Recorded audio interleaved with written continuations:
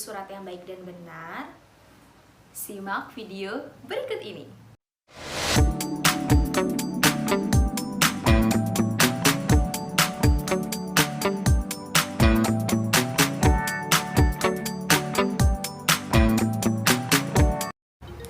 Assalamualaikum warahmatullahi wabarakatuh.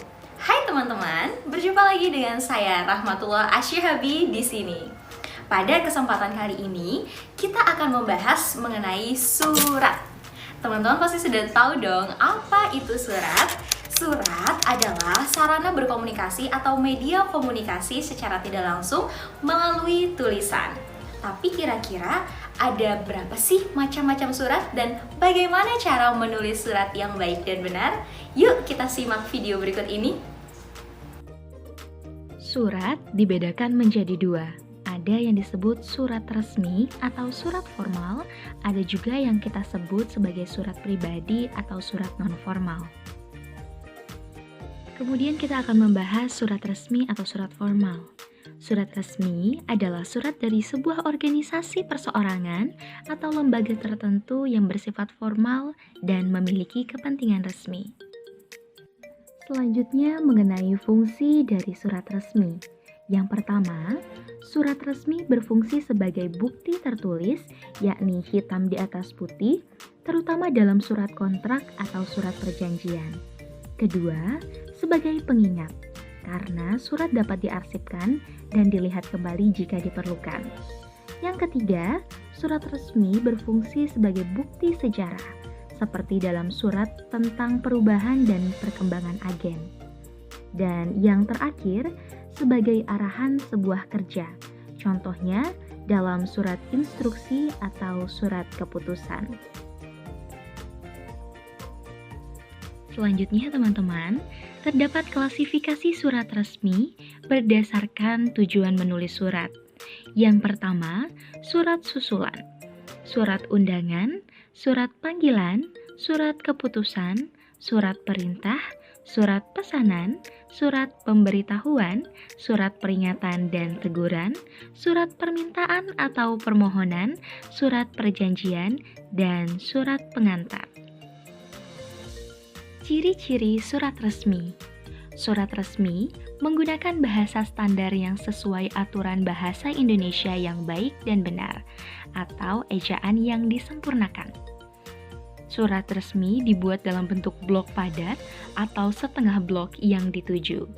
Surat resmi tidak menggunakan bahasa implisit, tetapi menggunakan bahasa eksplisit. Pada kop surat, terdapat pihak yang mengeluarkan surat tersebut. Kemudian, surat resmi memerlukan stempel khusus dalam kondisi yang tertentu. Surat resmi berbentuk sistematis dan dapat dibuat sesuai dengan aturan standar. Surat resmi dapat ditulis dalam bahasa yang sangat akurat, padat, dan singkat, dan makna serta isinya mudah untuk dipahami. Yang terakhir, selalu menyertakan nomor surat, tanggal, lampiran, subjek, dan alamat tujuan surat. Selanjutnya, kita akan membahas mengenai struktur surat resmi. Berikut merupakan contoh dari surat resmi berupa surat undangan.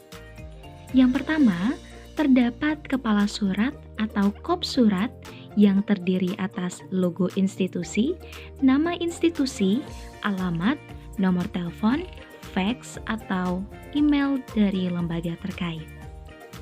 Struktur yang selanjutnya adalah tanggal penulisan surat. Dalam surat resmi, selalu terdapat tanggal penulisan surat yang berguna sebagai informasi ketika surat tersebut dibuat. Berikutnya, nomor surat. Setiap kali suatu lembaga akan mengirimkan surat, harus disertai dengan nomor surat. Nomor surat dapat memudahkan untuk menentukan berapa banyak surat yang diterbitkan dalam sebulan. Kemudian, bagian lampiran dan hal atau perihal. Struktur berikutnya adalah alamat tujuan surat. Lalu ada salam pembuka surat, isi surat, kemudian salam penutup, Dan yang terakhir, terdapat tanda tangan dan nama pengirim surat. Dalam beberapa surat resmi juga terdapat tembusan surat, di mana tembusan surat adalah bagian surat yang diletakkan di bagian bawah surat, yang fungsinya untuk memberitahukan bahwa surat tersebut disampaikan juga kepada pihak lain. Kita beralih kepada surat pribadi atau surat non-formal, di mana surat pribadi merupakan sebuah jenis surat yang dapat ditujukan kepada pihak lain sebagai keperluan personal, baik untuk seseorang maupun untuk perusahaan atau organisasi. Terdapat dua jenis surat pribadi. Ada surat pribadi yang tidak resmi dan ada juga surat pribadi yang bersifat setengah resmi. Surat pribadi yang tidak resmi merupakan sebuah surat yang dibuat dan dapat dikirim oleh keluarga dan kerabat. Bahasa yang digunakan tidaklah baku, tetapi harus memperhatikan suatu komunikasi yang sopan. Sedangkan surat pribadi yang setengah resmi merupakan sebuah surat yang secara pribadi dapat ditujukan kepada sebuah organisasi atau lembaga atau pejabat tertentu. Jenis surat ini dapat menggunakan bahasa default dengan aturan khusus. Ciri-ciri surat pribadi. 1. Surat ini tidak memiliki kop surat. Kedua, surat tersebut tidak mempunyai nomor surat. Ketiga, salam pembuka dan penutup dalam surat tidak formal atau casual. Kemudian bahasa yang digunakan akan disesuaikan dengan suatu tujuan dalam surat. Dan yang kelima atau yang terakhir, secara umum format surat tersebut lebih luas dan lebih bebas. Selanjutnya, struktur surat pribadi.